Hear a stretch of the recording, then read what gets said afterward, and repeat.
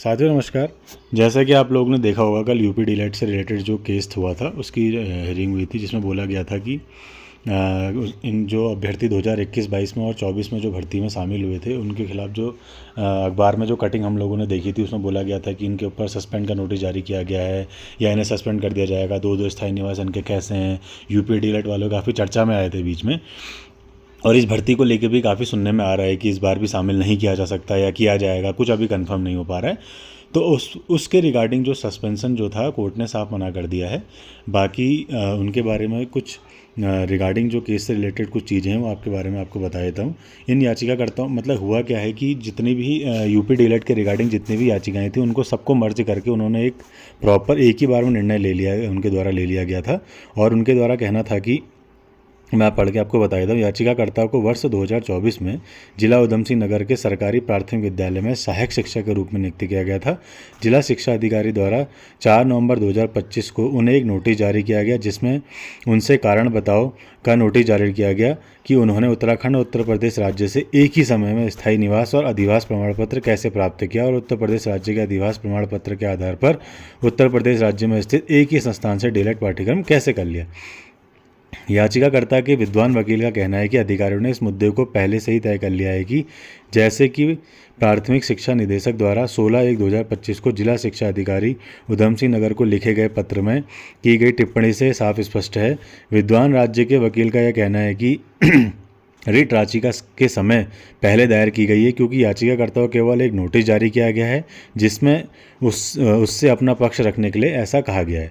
विद्वान राज्य अधिवक्ता ने आगे प्रस्तुत किया कि उत्तर प्रदेश सरकार के सामान्य प्रशासन विभाग के सचिव द्वारा दिनांक 18/2/2003 को जारी सरकारी आदेश के रिट याचिका के अनुलग्न 8 के रूप में अधिवास साधारण निवासियों से संबंधित है, और इसे खंड 3 में प्रावधान है। यदि कोई व्यक्ति या उसके माता पिता किसी जिले के स्थायी निवासी हैं या पिछले 3 वर्ष से किसी जिले में साधारण रूप से निवास कर रहे हैं तो वे साधारण निवासी प्रमाण पत्र के लिए पात्र होंगे। यानी कि जैसे कोई अभ्यर्थी उत्तराखंड से या बाहर गया है, यूपी में जॉब कर रहा है, जिनके फादर यहाँ के रहने वाले हैं उत्तराखंड के और बाहर जॉब कर रहे हैं, तो उन्हें सामान्य निवास प्रमाण पत्र बनाना पड़ता है वहाँ रहने के लिए।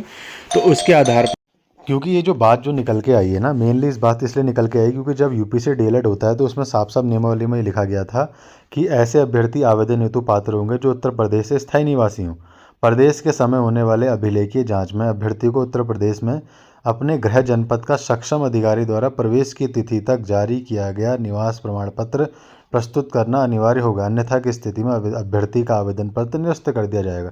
तो जितने भी ऐसे अभ्यर्थी हैं जिन्होंने चाहे फादर के बेस पे या वहाँ रहने के बावजूद डीयूपी से डीलेट करा है, तो उन्होंने कहीं ना कहीं सामान्य निवास प्रमाण पत्र बनाया होगा, तभी तो वहाँ एलिजिबल होंगे। क्योंकि यूपी से डीलेट आप ऐसे तो कर नहीं लेंगे, क्योंकि वहाँ पर साफ साफ नियमावली में लिखा गया है कि आपके पास एक सामान्य निवास प्रमाण पत्र या आप वहाँ का स्थायी निवास आपके पास होना ज़रूरी है, तभी आप वहाँ से डीलेट कर पाएंगे। इसीलिए जो बात आ रही है सस्पेंड का जो नोटिस जारी कर रहा है, इसलिए जो बात बार बार यूपी डीलेट को लेकर जो बात आ रही है ये इसीलिए आ रही है, कहीं ना कहीं चीज़ें अभी भी क्लियर नहीं हो पा रही हैं कि एक्चुअल में स्थायी निवास प्रमाण पत्र और सामान्य निवास प्रमाण पत्र को लेके जो इतनी दिक्कतें आ रही हैं, एक्चुअली में अभी कोई चीज़ क्लियर नहीं हो पा रही है। अभी भी इस काउंसलिंग में आप इस भर्ती में देख लीजिए, अभी भी सभी ने फॉर्म भर रखे हैं, चाहे यूपी का हो चाहे कहीं के अदर स्टेट के हों। अभी भी ऐसा कोई कन्फर्मेशन नहीं मिली है कि क्या कहते हैं इनको बाहर करेंगे या नहीं करेंगे या अंदर करेंगे। अभी ऐसा हो रहा है काउंसलिंग में आप सब हिस्सा लीजिए, अभी आपको बाद में देखेंगे जो होगा। तो कहीं ना कहीं विभाग से भी क्लैरिटी नहीं मिल पा रही है। बाकी अभी हम लोग देखेंगे कि जब काउंसलिंग की जब प्रक्रिया हो जाएगी उसके बाद जब नियुक्ति लेटर मिल जाएगा, मे बी उसके बाद कई चांसेस हो। देखो जिनके फादर्स बाहर हैं, उत्तराखंड के मूल निवासी और बाहर रह के जॉब कर रहे हैं, तो उनको कहीं ना कहीं प्रॉब्लम नहीं आएगी। बाकी जो ये निवास प्रमाण पत्र वाला जो ये सीन चल रहा है, इसमें अभी जब प्रॉपर जब एक नियमावली बन जाएगी या प्रॉपर एक इसमें प्रॉपर जब इसकी जांच हो जाएगी, तभी इसमें निर्णय लिया जा सकेगा कि एक्चुअल में ये निवास प्रमाण पत्र वाली बात है या सच, इसमें कितना सच है और कितना झूठ है, ये सब पता चल जाएगा। बाकी अभी हम सब ये चीज़ें विभाग पे छोड़ देते हैं, वो क्या डिसीजन लेता है। अभी तो सब लोग जितने भी यूपी डीलेट वाले हैं सब आप अभी काउंसलिंग कराइए, बाकी इसके बाद पता चल जाएगा क्या होना है और क्या नहीं होना है। बाकी बीच में एक बात और निकल के आ रही थी कि जो एनआईएस डीएलएड वाले हैं, कई अभ्यर्थियों का ऐसा कहना था, सर हमने हमारा डीएलएड पहले का है, कहीं हमें बाहर तो नहीं कर देंगे, या सर हमने 2017-19 से पहले टेट कर रखा है, तो हमारा क्या होगा। तो देखिए नियमावली में साफ साफ लिखा है, आप लोगों ने अगर नियमावली पढ़ी होगी तो उसमें लिखा है कि माननीय सर्वोच्च न्यायालय द्वारा रिव्यू पिटीशन संख्या 4961/2024 में पारित निर्णायक दिनांक 10/12/2024 के क्रम में इसमें लिखा गया है कि बेहतर भविष्य के प्रयोजन हेतु MHRD के पत्र दिनांक 3/8/2017 के क्रम में सितंबर 2017 से 31 मार्च 2019 के मध्य NIOS द्वारा दूरस्थ शिक्षा के माध्यम से कराए गए सेवारत शिक्षक के रूप में DLED प्रशिक्षण जो उत्तराखंड राज्य के शिक्षण संस्थानों से उत्तीर्ण होना आवश्यक है। देख रहे हैं आप, कहाँ से उत्तीर्ण होना चाहिए, उत्तराखंड राज्य के शिक्षण संस्थानों से, तथा इस NIOS DLED प्रशिक्षण से पूर्व ना तो TET उत्तीर्ण हो, ना ही BEd हो या अन्य प्रशिक्षण अर्हताएँ हो। तो इसमें NIOS DLED को लेकर जो लोग बहुत सवाल कर रहे थे, तो उसमें मेनली ये चीज़ इन्होंने साफ साफ इसमें लिख दी है कि NIOS DLED से पहले आपके पास BEd नहीं होना चाहिए, ना ही आपका 2019 से पहले का आपके पास टेट होना चाहिए। अगर आपके पास 2013, 14, 15, 16 का अगर आपके पास टेट है तो वो उसको यहाँ पर अमान्य घोषित कर दिया जाएगा। क्योंकि आप लोगों ने देखा होगा, अगर आपके पास बागेश्वर डाइट की वो होगी, अगर आपके पास जब पिछली बार बागेश्वर की जो 5वीं और 6ठी काउंसलिंग जब हुई थी, तो उसमें मेनली लास्ट में कौन बचे थे, सिर्फ NIOS DLED वाले बचे हुए थे। उस NIOS DLED में आप मान के चलिए करीबन 1500 या 1600 लोग हैं, वो करीबन 1500 या 1600 लोग थे, जिसमें से अधिकतर मोस्टली सभी NIOS DLED वाले थे। करीबन 1600 के आसपास अगर हम मान लेते हैं, मुझे अभी याद नहीं आ रहा डाटा, 1600 के आसपास NIOS DLED वाले थे, जिसमें अधिकतर ऐसे थे जो करीबन 2017 या 18 या 19 से पहले का जिनका टेट था, उसमें आप देखो उसमें पढ़ोगे 2000 टेट उत्तीर्ण, 2012 टेट उत्तीर्ण, तो इस टाइप से उनके जो है टेट उत्तीर्ण हो गए। तो कहीं ना कहीं इस बार ऐसा हो सकता है उनको ना लिया जाए, क्योंकि नियमावली में तो लिखा हुआ है कि 2019 से पहले का टेट नहीं होना चाहिए, ना ही BEd होना चाहिए, ना कोई अन्य प्रशिक्षण उन्होंने लिया हो। ठीक है, तो ऐसे करीबन 500 या 600 लोग ऐसे बन रहे थे जिनका जो है टेट 2019 के आसपास का है। बाकी जो हैं ऐसे अभ्यर्थी 1600 में से अगर हम इतने घटा लेते हैं तो बाकी 1100 या 1000 के आसपास ऐसे लोग बन रहे हैं जिनका टेट 12, 13, 14 या 2019 से पहले का है। तो कहीं ना कहीं जो है इससे गुणांकों में भी काफ़ी प्रभाव देखने को मिलेगा। मे भी अन्य लोगों को इसके थ्रू नौकरी मिल सकती है।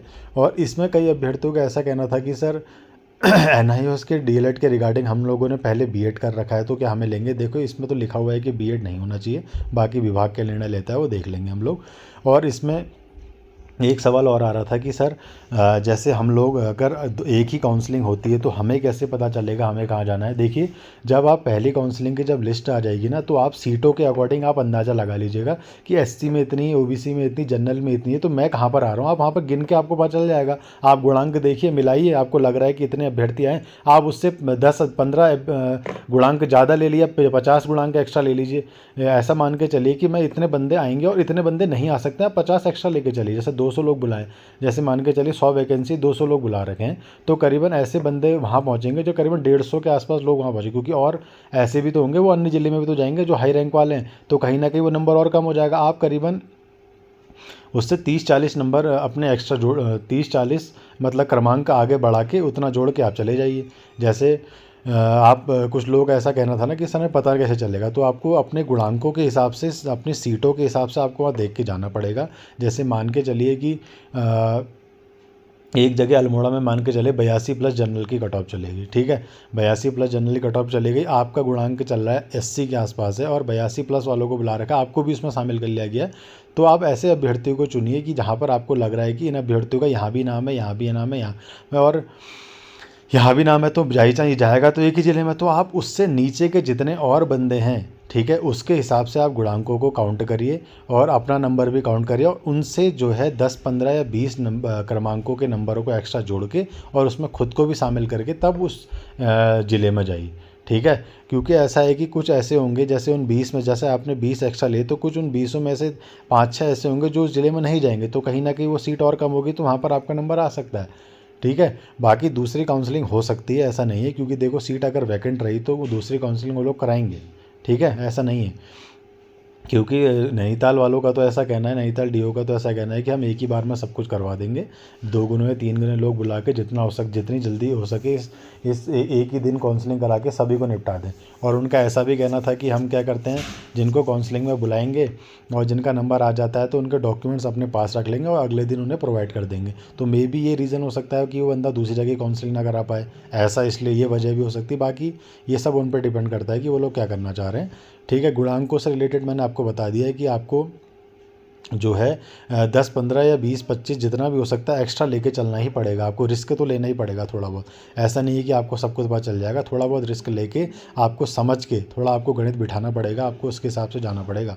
और बाकी ऐसे ज़िलों को आप पकड़े जहाँ पर आपको लगता है कि अभ्यर्थी कम जाएगा, जैसे पौड़ी हो गया, टिहरी हो गया, उत्तरकाशी हो गया। यहाँ पर वैकेंसी थोड़ी अच्छी भी है और यहाँ बंदा थोड़ा कम चूज़ करता है। बाकी गढ़वाल वाले तो वहाँ जाएंगे, वो ऑब्वियस है। बाकी जिसको नौकरी चाहिए वो कहीं ना कुछ भी ले, उसको तो जो मिलेगा वो ले लेगा।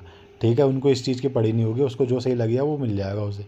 ठीक है, और गुणांकों से रिलेटेड कुछ लोग अभ्यर्थियों का कहना था कि सर मेरा इतना गुणांक बन रहा है, हमारा कैसे होगा, पीएच का गुणांक। देखो पीएच वालों का मैं बता दूं, जिनके 60 से ऊपर है उनका पीएच में सबका हो जाएगा। ठीक है, और अल्मोड़ा में आप मान के चलिए, अल्मोड़ा में 82 प्लस रहने वाली है जनरल की। ठीक है, 8 से कि 79 या 80 के आसपास रहेगी। बाकी नैनीताल वाले जितने भी अभ्यर्थी हैं उनका गुणांक करीबन आप मान के चलिए, नैनीताल में वैकेंसीज भी कम है तो मे बी ऐसा हो 83 जा सकती है जनरल की। ठीक है, और 81 आर्ट्स की रह सकती है। तो बाकी देखते हैं क्या रहता है इस बार। तो जितने भी अभ्यर्थी हैं मैंने आपको बता दिया है, गुणांकों से रिलेटेड जितने भी अभ्यर्थी हैं अपना थोड़ा देख के काउंसलिंग सारी, जब काउंसलिंग की जब लिस्ट जारी होगी तो सारे ज़िलों की काउंसलिंग मैच करिए, उसमें देखिए कि मैं किस ज़िले में कहाँ पर आ रहा हूँ। अगर जिस ज़िले में आप थोड़ा और दूर लग रहा है तो आप वहाँ उस ज़िले में मत जाइए बिल्कुल भी। जिस ज़िले में आपको लग रहा है कि मैं इस गुणांक के सबसे नज़दीक हूँ, आप उस ज़िले को पकड़िए। समझ में आया? जब आप जिस गुणांक, जैसे किसी अल्मोड़ा के 82 गुणांक गया और आप 71 में चल रहे हो तो आप उस ज़िले में मत जाइए। और किसी ज़िले की अगर 76 गई है और आप 73 के आसपास हो तो आप उस ज़िले को पकड़ लीजिए, क्योंकि आपको पता है कि मैं इस गुणांक के जो मेरिट गई है उस गुणांक के बहुत नज़दीक हो, तो आपका उस ज़िले में होना तय है। समझ लीजिए। ठीक है, बाकी धीरे धीरे आप काउंसलिंग की लिस्ट भी जारी हो जाएगी। आप मान के चलिए आज कितनी 31 हो गया, नया साल आ जाता है, नए साल में 5-6 तारीख के आसपास आपके काउंसलिंग की लिस्ट आ जाएगी और 12 जनवरी को जो है सभी जिलों की काउंसलिंग हो जाएगी। और सभी लोग जितना भी ऐसा हो सकता है जिनके गुणांक 73 प्लस हैं तो उनका समझिए, उनका तो चांसेस हैं कि उनका सभी का हो जाए। ठीक है, बाकी OBC SC ST में आप 1-1 2-2 नंबर आप कम कर सकते हैं। और किसी भी चीज़ को लेके आपको घबराने की ज़रूरत नहीं, बी मोटिवेटेड, हमेशा मोटिवेटेड रहिए। ठीक है, और अभी काउंसलिंग की लिस्ट आने में टाइम है तो किसी भी चीज़ की या इधर उधर से चीज़ों को लेके भ्रम में मत रहिए, ना ही परेशान होने की आपको ज़रूरत है। अभी बस स्टे मोटिवेटेड और अपना गुणांकों पे फोकस रखिए। काउंसलिंग की जब लिस्ट आती है तो वहाँ पर आप काउंसलिंग लिस्ट में अपने गुणांकों को देखिए, अपना नंबर देखिए, आप कहाँ पर आ रहे हैं, उस हिसाब से आप उस ज़िले में जाइए। बाकी आपको कोई प्रॉब्लम होती है किसी भी चीज़ को लेकर, आप मुझे बता सकते हैं। धन्यवाद।